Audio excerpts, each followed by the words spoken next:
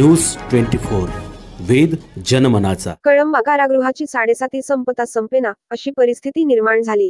गेल्या 2 ते 3 वर्षात या कारागृहात मोबाईल, गांजा, बॅटरी आणि चाज मोठ्या प्रमाणात सापडले आहेत। गेल्या 3 महिन्यात या कारागृहातील बऱ्याच तपासणी दरम्यान 35,000 रुपये किंमतीचे 46 मोबाईल आणि 50 बॅटरी आढळल्या।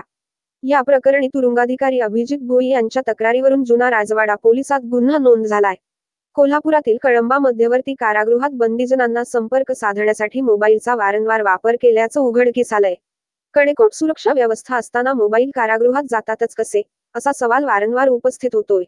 या घटनांतून कुंपणच शेत खात असल्याचं स्पष्ट होतंय। गेल्या काही वर्षात या कारागृहातून भिगानं मोबाईल, गांजा, मोबाईलची बॅटरी आणि चाज सापडले। त्यावर उपाययोजना झाल्या, काही जणांचं निलंबन झालं, मात्र या घटनात फरक पडलेला दिसून येत नाही।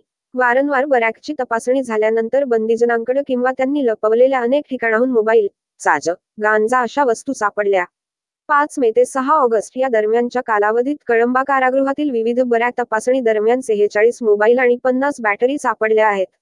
त्याची 35,000 रुपये किंमत होते। याबाबत आज कारागृहातील तुरुंगाधिकारी अभिजित भोई यांनी जुना राजवाडा पोलिसात तक्रार दिल्यानंतर मोबाईल आणि बॅटरी जप्त करण्यात आल्या आहेत।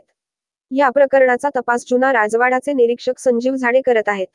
वेद न्यूज 24 या चॅनलला लाईक, सबस्क्राईब आणि शेअर करायला विसरू नका।